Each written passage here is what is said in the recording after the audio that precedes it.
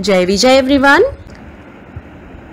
शुभं करोति कल्याणं आरोग्यं धनसम्पदा शत्रुबुद्धिविनाशाय दीपं ज्योति नमोस्तुते। दीपं ज्योति नमोस्तुते। दीपं ज्योति नमोस्तुते।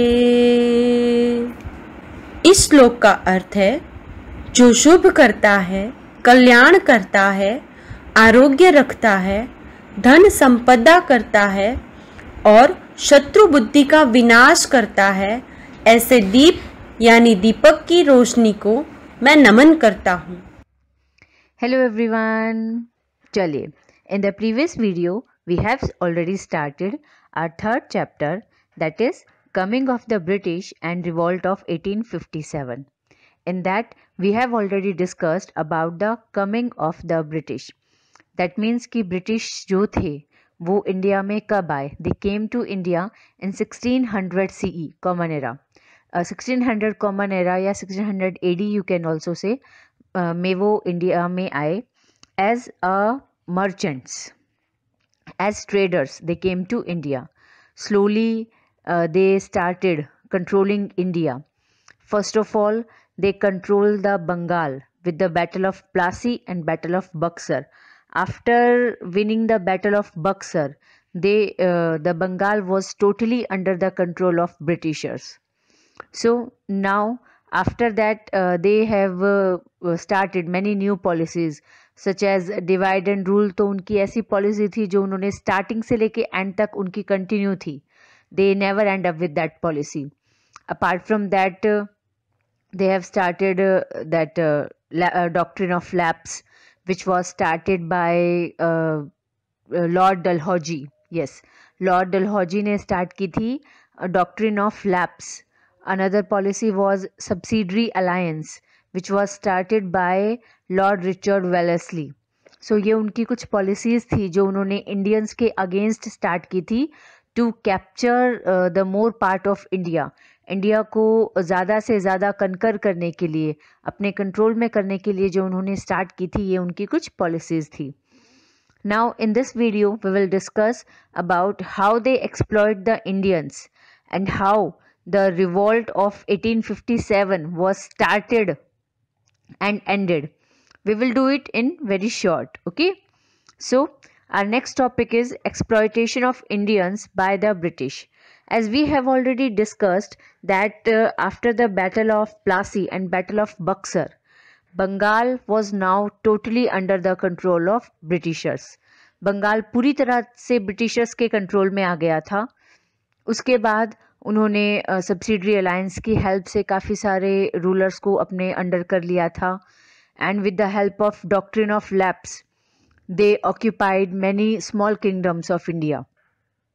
Even they were also trying to capture many other kingdoms. So slowly they started exploiting the Indians of these reasons. जो रीज़न उनके कंट्रोल में आ चुके थे, उन रीजन्स में उन्होंने पहले इंडियंस को एक्सप्लॉइट करना स्टार्ट किया.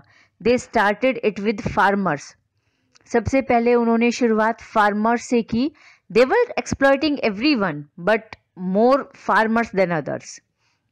See, here you have given how they exploit the farmers. Let's read what is given over here. Once they were firmly established in India, the British started using many unfair means to achieve their aim of getting rich. जब एक बार वो पूरी तरह से India में establish हो गए थे, बिकॉज कि बंगाल तो उनके कंट्रोल में आ चुका था, उसके अलावा झांसी, नागपुर और बहुत सारे छोटे छोटे किंगडम्स को उन्होंने कंट्रोल कर लिया था. Jhansi was not completely under their control but they were trying to control it. After the death of king Gangadhar Rao वो उसे कंट्रोल करने की कोशिश कर रहे थे, but Rani Jhansi, she did not let them to occupy Jhansi until she was died. So उसके अलावा सब्सिडरी अलायंस की वजह से उन्होंने काफ़ी सारे किंगडम्स को एज बीइंग अ फ्रेंड उन्होंने अपना कंट्रोल में ले लिया था. तो धीरे धीरे उन्होंने बहुत सारे अनफेयर मीन्स यूज़ करने स्टार्ट किए ताकि वो खुद को ज़्यादा से ज़्यादा रिच बना सके और इंडिया की जितनी भी वेल्थ थी उसे धीरे धीरे कैप्चर कर सके. What they did, the British began exploiting the farmers. उन्होंने फार्मर्स को एक्सप्लॉइट करना स्टार्ट किया. How they exploit the farmers? Indian farmers had to pay heavy taxes irrespective of the yield they produced. तो क्या होता था, जो एरियाज ब्रिटिशर्स के कंट्रोल में थे उन एरियाज में जो फार्मर्स थे उन फार्मर्स को बहुत ज़्यादा टैक्स पे करना पड़ता था, पर उनकी जो क्रॉप्स थी उनका जो यील्ड था वो चाहे कम हो या ज़्यादा हो, टैक्सेस की अमाउंट उससे बहुत ज़्यादा एक्सेस होती थी. अब उनके फील्ड में अगर क्रॉप्स नहीं भी होते थे तो भी उनको टैक्स देना पड़ता था. This is how the farmers were exploited. As a result they became very poor, जिसकी वजह से वो बहुत ज़्यादा पुअर हो गए. अब फील्ड में क्रॉप्स हुए कि नहीं हुए, यील्ड हुआ या नहीं हुआ, बट टैक्सेस तो उनको पे ही करना पड़ता था. इफ़ दे डिड नॉट पे the tax they get the punishment. तो उनको और डबल टैक्स भी देना पड़ता था या उनको उसके लिए पनिशमेंट भी दी जाती थी. तो उनको एक तरीके से प्रेशराइज किया जाता था हैवी टैक्सेस पे करने के लिए. और इसकी वजह से क्या होता था, वो धीरे धीरे धीरे धीरे पुअर होते जा रहे थे.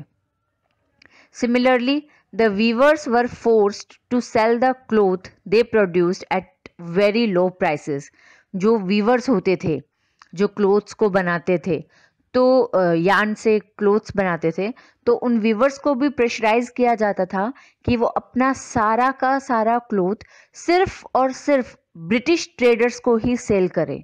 और ये जितने ब्रिटिश ट्रेडर्स होते थे वो उस सारे कॉटन को या उस सारे क्लोथ को बहुत लो प्राइस में परचेज करते थे. अब उनको फोर्स किया जाता था कि वो किसी और को सेल नहीं कर सकते, तो अल्टीमेटली उनको ब्रिटिशर्स को ही सेल करना पड़ता था. और ब्रिटिशर्स को सेल करते थे तो ब्रिटिश उनको उसके लिए लो प्राइस देते थे.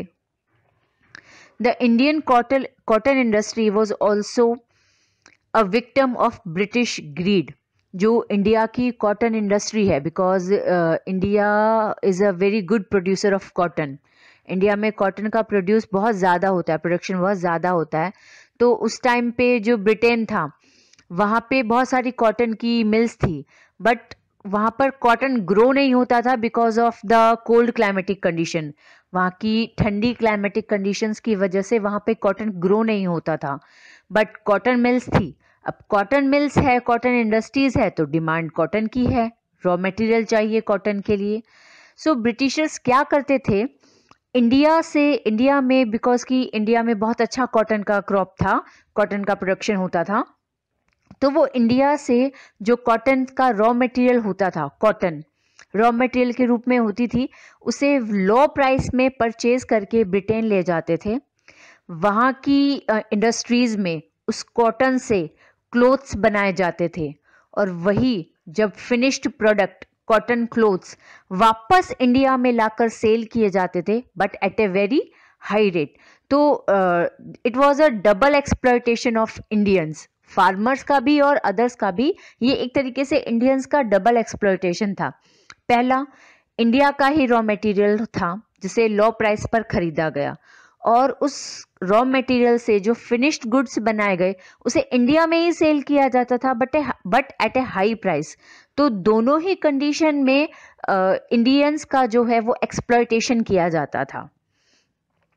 और ये जो एरियाज ब्रिटिशर्स के अंडर थे वहाँ पर जो फार्मर्स होते थे या वीवर्स होते थे उन्हें अपनी खुद की कॉटन इंडस्ट्रीज सेटअप करने के लिए बिड किया जाता था. उन्हें खुद की कॉटन इंडस्ट्रीज सेट नहीं करने दिया जाता था. Okay, let's see. The Indian cotton industry was also a victim of British greed. Britain did not grow cotton due to the cold climate, but they had big cotton textile mills which required cotton. As I told you earlier कि Britain में जो cotton है वो grow नहीं होता था क्योंकि वहाँ की जो क्लाइमेटिक कंडीशन है वो बहुत कोल्ड है, बट वहाँ पर बहुत बड़ी टेक्सटाइल मिल्स थी जिनको कॉटन की रिक्वायरमेंट थी. So cotton was brought bought at a low price from the Indian farmers and exported to Britain. तो इंडियन फार्मर से जो कॉटन है वो कम पैसों में खरीदा जाता था और ब्रिटेन एक्सपोर्ट किया जाता था. In return, cotton cloth was sent back and sold at high prices in India. और बाद में उसी कॉटन से जब क्लोथ्स बनाए जाते थे तो वो कॉटन क्लोथ्स को हाई प्राइसेस में इंडिया में सेल किया जाता था. The British also did not allow Indians to start their own mills or factories because कि ये एरियाज जो थे वो ब्रिटिश के कंट्रोल में थे. तो यहाँ पर जो भी लोग थे उन्हें अलाउ नहीं किया जाता था कि वो खुद की मिल्स या खुद की फैक्ट्री सेटअप कर सके, बिकॉज कि अगर इंडिया में ही कॉटन मिल्स या कॉटन फैक्ट्री सेटअप हो जाती तो इंडिया का कॉटन वो लोग ब्रिटेन नहीं ले जा सकते थे और वही कॉटन के बने क्लोथ्स को हाई प्राइसेस में सेल नहीं कर सकते थे. इसलिए उन्होंने क्या किया, इंडिया की जो इंडिजीनियस इंडस्ट्रीज थी, मतलब जो घरेलू उद्योग थे, उन सबको डिस्ट्रॉय कर दिया ताकि जो फार्मर्स है उनको अल्टीमेटली अपना सारा का सारा कॉटन ब्रिटिश ट्रेडर्स को ही सेल करना पड़े. और अगर इंडियंस को कॉटन क्लोथ्स की डिमांड है, कॉटन क्लोथ्स चाहिए, तो उनको सिर्फ और सिर्फ ब्रिटिशर्स से ही उन्हें परचेज करना पड़े. Okay, this exploitation led to dissatisfaction among Indians and a feeling of revolt grew in them. So इस exploitation की वजह से, this is one example, ये आपको सिर्फ एक ही एग्जाम्पल दिया है, उसके अलावा और भी बहुत सारे एक्सप्लॉयटेशंस होते थे फार्मर्स के को भी, और बाकी लोगों के साथ भी बहुत सारे एक्सप्लॉयटेशंस किए जाते थे. उनको high taxes, not only farmers but दूसरे वर्क पे भी बहुत ज़्यादा हाई टैक्सेस उनसे लिए जाते थे. जो लेबरर्स होते थे उनसे बहुत ज़्यादा एक्स्ट्रा ऑर्डिनरी वर्क लिया जाता था और उन्हें उसके एवज में जो वेजेस हैं वो बहुत कम दिए जाते थे. तो इस सारे एक्सप्लॉयटेशन की वजह से जो इंडियंस थे they were having a feeling of dissatisfaction, वो सेटिस्फाई नहीं थे, वो ब्रिटिशर्स के धीरे धीरे अगेंस्ट होते जा रहे थे. एंड उन एक थिंकिंग ऑफ रिवॉल्ट कि हाँ against, we need to go to against to the britishers, कि हमें ब्रिटिशर्स के अगेंस्ट जाना चाहिए, ऐसी फीलिंग्स उनके माइंड्स में ग्रो हो रही थी. So this was the exploitation of Indians. ऐसे धीरे धीरे इंडियंस को एक्सप्लॉयट किया जाता था, जिसकी वजह से वो जो रिवॉल्ट की फीलिंग है, ब्रिटिशर्स के अगेंस्ट जाने की जो फीलिंग है, वो और ज़्यादा स्ट्रॉन्ग होती जा रही थी.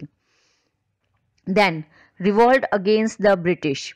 As we know, the revolt of 1857, which is also being considered as the first independence fight of India. India की पहली independence fight भी जिसे consider किया जाता है, and it was a great mutiny. वो बहुत बड़ा attack, बहुत बड़ी fight थी, but unfortunately India did not succeed in that. But अगर इंडिया उसमें succeed हो जाती तो हम वो टाइम पे ही फ्री हो गए होते, 1947 तक तो पहुंचने की ज़रूरत ही नहीं होती. But unfortunately due to some reasons Indians were not succeeded in that mutiny. वो रिवॉल्ट में इंडियंस जो है सक्सेस नहीं हुए थे. Let's see how it was started. People in different parts of India had been protesting against the exploitative policies of the British. Britishers की जो इतनी सारी एक्सप्लॉयटेटिव पॉलिसीज थी, उन्होंने डिवाइड एंड रूल किया हुआ था, फिर उन्होंने डॉक्ट्रिन ऑफ लैप्स स्टार्ट कर दिया था, सब्सिडी अलायंस शुरू कर दिया था, फार्मर्स का एक्सप्लॉयटेशन स्टार्ट कर दिया था, लेबरर्स का एक्सप्लॉयटेशन करते थे, इंडिया की जो इंडिजीनियस इंडस्ट्रीज थी उन्हें डिस्ट्रॉय कर दिया था. तो इन सारी चीज़ों की वजह से जो लोग थे वो उन्होंने प्रोटेस्ट करना स्टार्ट कर दिया था ब्रिटिशर्स के against. Then the revolt of 1857, according to historians, is an important landmark in the Indian history. Yes, जो 1857 का रिवॉल्ट है वो इंडिया की हिस्ट्री का एक इम्पॉर्टेंट लैंडमार्क कहा जाता है, बिकॉज कि दिस वॉज समथिंग जिसकी वजह से ब्रिटिशर्स हिल गए थे. ब्रिटिशर्स सक्सीड हुए थे इस म्यूटिनी को डिस्ट्रॉय करने के लिए, बट उसके बाद उनके माइंड में एक फीलिंग थी कि अगर इंडिया के सभी लोग, पूरा का पूरा इंडिया एक साथ अगर आके खड़ा हो जाएगा, अगर ब्रिटिशर्स के अगेंस्ट हो जाएगा, तो ब्रिटिशर्स को इंडिया छोड़ के भागना पड़ेगा। सो उनके माइंड में ये चीज आ चुकी थी। That's why it is consider कि ये इंडिया की हिस्ट्री में एक लैंडमार्क था, जिसकी वजह से ब्रिटिशर्स के माइंड में इंडिया के अगेंस्ट फियर स्टार्ट हो गया था कि अगर सारे इंडियंस एक साथ इकट्ठे हो जाते हैं, एक साथ गैदर हो जाते हैं, तो they have to leave India, उन्हें इंडिया छोड़ के जाना ही पड़ेगा। Okay, now we will discuss how the revolt was actually started. क्योंकि लोगों के मन में फीलिंग तो पहले से थी, they were against the policies, they were not like the policies of Britishers. जो फार्मर्स थे जिन्हें एक्सप्लॉइट किया जा रहा था, वीवर्स को एक्सप्लॉइट किया जा रहा था, लेबरर्स को एक्सप्लॉइट किया जा रहा था, जो बहुत सारे छोटे छोटे किंगडम्स थे उन्हें डिस्ट्रॉय किया जा रहा था। तो लोगों के मन में फीलिंग थी, they wanted to protest against the britishers, they did not want to be under the control of britishers, but how they will became free, वो प्रोटेस्ट कैसे स्टार्ट करे, कहां से शुरू करे, सो वो शुरुआत कहां से हुई, that we will study. See, the revolt was started by Indian soldiers in the British army. जो ब्रिटिश आर्मी में इंडियन सोल्जर्स थे एट दैट टाइम, ब्रिटिशर्स क्या करते थे, इंडियंस को अपनी आर्मी में एज अ सोल्जर अपॉइंट करते थे। तो उनको क्या लगता था कि they are the part of britishers, they are the part of British army, but वो क्या करते थे, जब भी उनकी कोई बैटल होती थी या कोई भी उनको डिफेंस का कुछ करना होता था, तो वो ये इंडियन आर्मी को यूज करते थे। तो इंडिया के अगेंस्ट वो इंडियंस को ही एज सोल्जर्स यूज करते थे।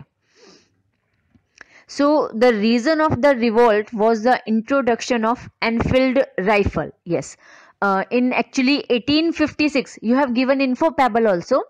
1856 में पहली बार ये एनफील्ड राइफल जो है वो बंगाल में इंट्रोड्यूस की गई थी। Bengal was the main area, main reason of the British, क्योंकि इन्होंने सबसे पहले बंगाल को ऑक्यूपाई किया था, बंगाल को कंट्रोल किया था। So Bengal was totally under the control of British. जब उन्होंने 1856 में ये राइफल्स को बंगाल में इंट्रोड्यूस किया तो उनको वहां पर कोई भी इश्यू नहीं आए, कोई प्रॉब्लम नहीं आए।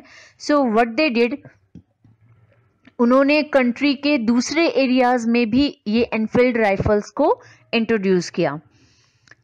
सो yes, a rumor spread that the cartridges of the rifle were greased with the fat of cows and pigs. उस टाइम पे क्या होता था, जब ये राइफल्स होती थी ना, वो राइफल्स का जो कार्टेज है, मतलब कि जो उसके अंदर गोली है डाली जाती थी राइफल्स के अंदर, उसे उसके ऊपर का जो कवर होता था ना, उसे छील के उसके अंदर डालना होता था, और उस कवर को छीलने के लिए दांतों का इस्तेमाल करना होता था। हाँ, तो जो ये रूमर था कि ये जो एनफील्ड राइफल के कार्टेजेस हैं उसको ग्रीस जो किया जाता है, चिकनास जो ग्रीस किया जाता है, वो काऊ और पिग के फैट से, काऊ और पिग की चर्बी से ग्रीस किया जाता है। सो जो कुछ इंडियंस थे या जो मुस्लिम्स थे, हिंदूज थे, दे वर अगेंस्ट दिस, वो उनके रिचुअल्स और कस्टम्स के अगेंस्ट थे। तो उन्होंने इसका सबसे पहले इसका अगेंस्ट किया कि that we are not going to use, कि हम लोग ये राइफल्स को यूज नहीं करेंगे। The rumor spread that the cartridges of the rifles were greased with the fat of cows and pigs. ये रूमर था, जो ये एनफील्ड राइफल की जो कार्टेजेस थी उसके अंदर जो बंदूक की गोलियां जो होती है ना वो डलती हैं, तो वो जो कार्टेजेस थे they were greased with fat of cow and pigs. The covering of these cartridges had to be bitten off before loading into the gun. ये कार्टेजेस को गन के अंदर डालने से पहले इसका जो कवर है उसे निकालना पड़ता था, and that has to be bitten off with the mouth. This meant that the soldiers had to put the cartridges in their mouth. तो उनको वो उसे मुंह में रख के छीलना होता था. This was against the religious sentiments of both Hindus and Muslim soldiers. तो ये हिंदू और मुस्लिम सोल्जर्स के सेंटिमेंट्स के अगेंस्ट था. So Indian soldiers refuses to use these rifles and revolt started. तो जो इंडियन सोल्जर्स थे उन्होंने ये राइफल्स को यूज करने से मना कर दिया. They refuse. तो this was how the revolt was started. I think you have heard about the Mangal Pandey. He was the first person who started this revolt. Because कि वो पहले सोल्जर जिन्होंने मना किया, ही वॉज मंगल पांडे. उन्होंने सबसे पहले मना किया था कि he was the soldier, Indian soldier in British army. वो ब्रिटिश आर्मी के इंडियन सोल्जर थे. उन्होंने सबसे पहले मना किया था मेरठ में that he will not use this that cartridge and field rifle, जो पहले यूज नहीं करेंगे.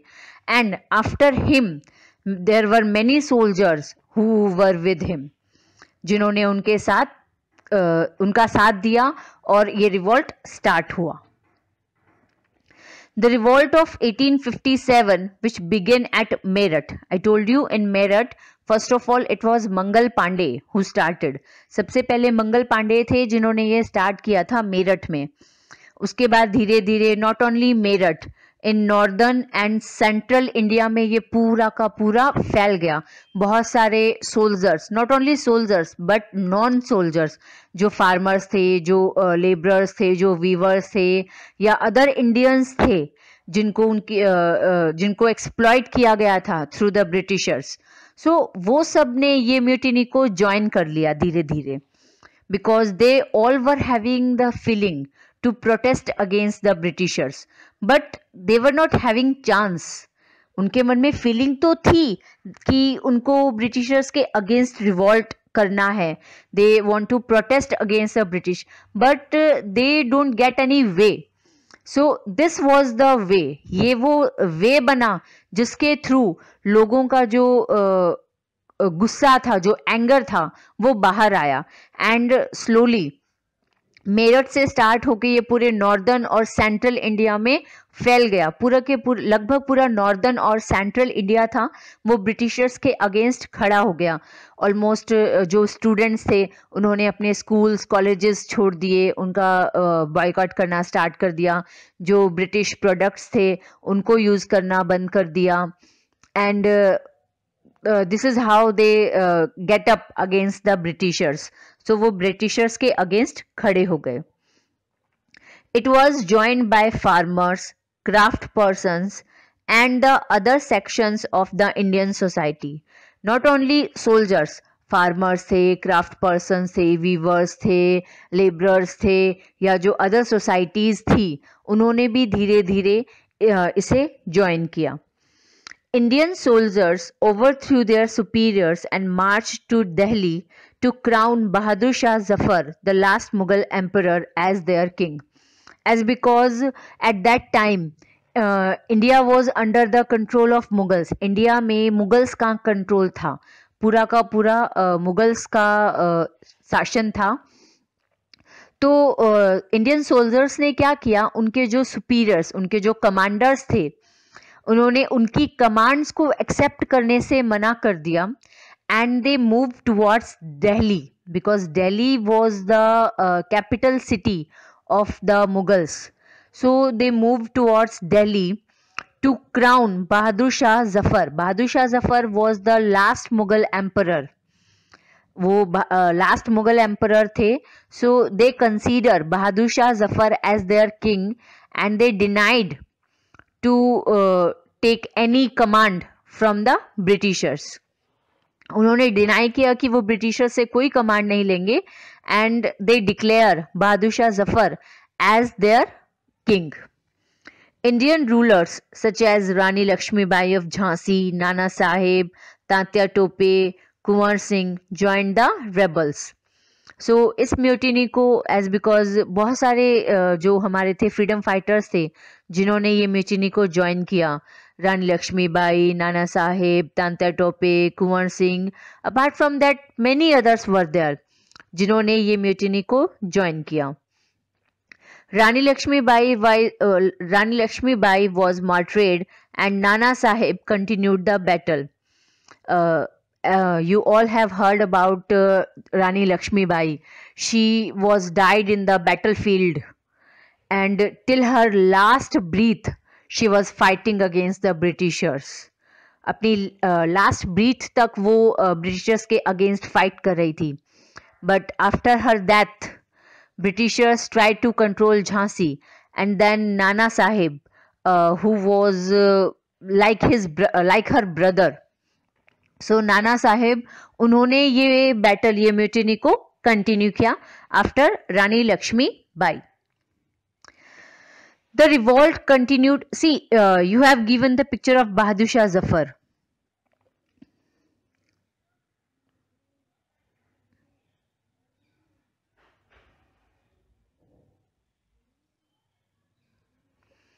The revolt continued for 2 years before it was crushed by the British. ये revolt 2 सालों तक चला. From 1857 it was started. So it was continued for 2 years before it was totally crushed by the British. जब तक कि Britishers ने इसे पूरी तरह क्रश नहीं कर दिया, पूरी तरह डिस्ट्रॉय नहीं कर दिया. Now we will discuss about the reasons of failure of this mutiny. ये battle, ये revolt fail क्यों हुआ? Why Indians were not succeeded in this revolt? Those reasons we will discuss now. Okay. The mutiny failed because it lacked proper leadership and planning. तो इसकी failure का पहला reason क्या था? It was failed because of lacked proper leadership and planning. Because कि instantly ये start हो गया था.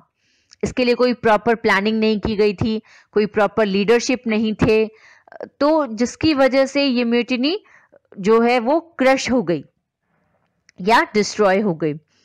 The British had better trained soldiers and superior weapons.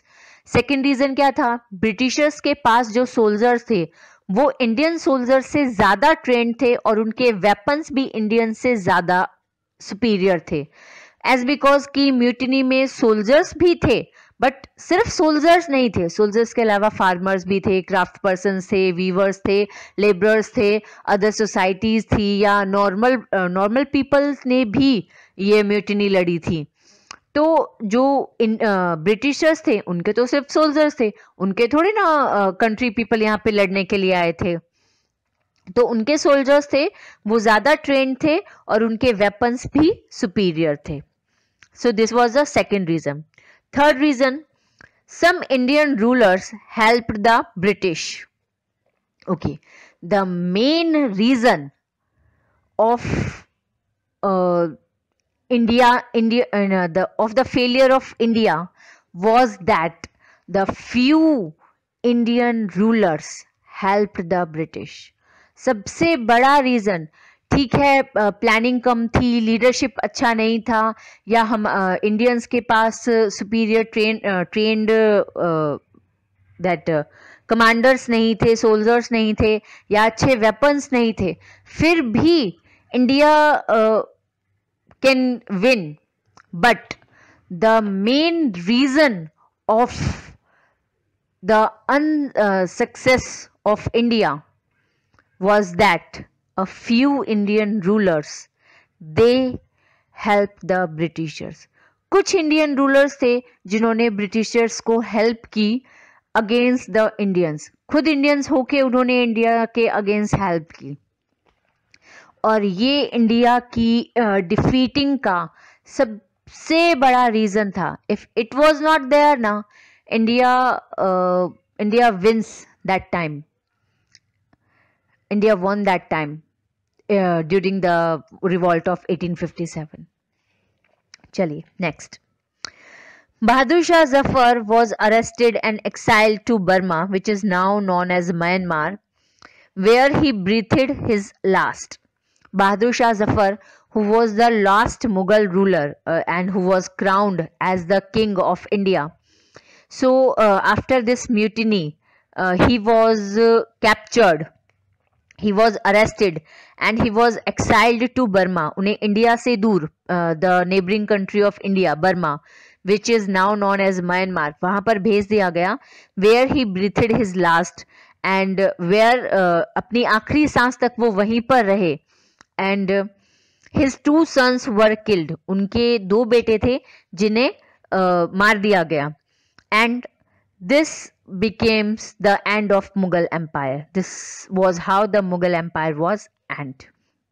About the Mughal Empire, you will study in your 7th standard. आप अपने 7th standard में Mughal Empire के बारे में completely पढ़ेंगे. But right now we are just discussing about the first revolt of freedom. So this was how the once mighty Mughal Empire to an end. इस तरह से मुगल एम्पायर का and हुआ. The revolt was a turning point in the Indian history. ये जो revolt है वो Indian history में turning point था. The rule of the East India Company ended. Before इसके पहले क्या होता था, इंडिया में जो ईस्ट इंडिया कंपनी थी, जो ब्रिटिशर्स की के तरफ से यहाँ आई थी, सो इंडिया में ईस्ट इंडिया कंपनी का रूल था. But after this revolt East India company का रूल खत्म हो गया. Now India came under the direct control of British. अब इंडिया ब्रिटिश के डायरेक्ट कंट्रोल में आ गई थी.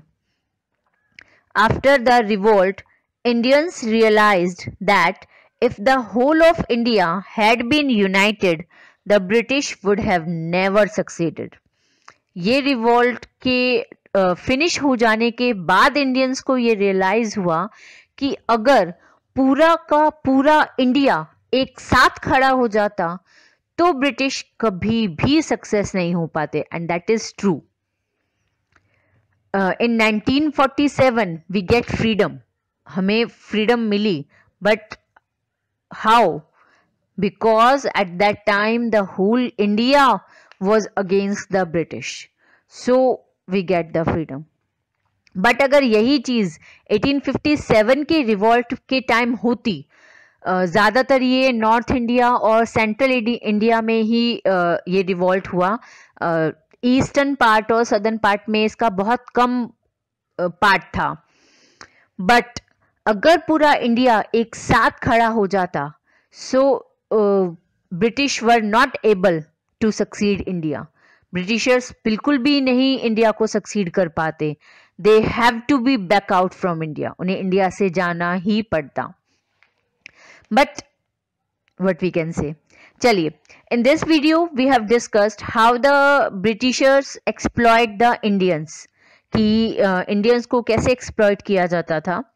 Then how the revolt against the Britishers was started, which was also considered as the first freedom fight of India. वो कैसे start हुई, fight कैसे बाकी soldiers या सबने fight को join किया. Then it was destroyed, and what were the main reasons behind this destruction, कि ये जो बैटल डिस्ट्रॉय हुई उसके पीछे के मेन रीजंस क्या थे, that we have discuss. Till now we have completed our chapter number 3, that is coming of the British and the revolt of 1857. चलिए, we will meet in the next video very soon. Till then, stay safe, stay healthy, and bye.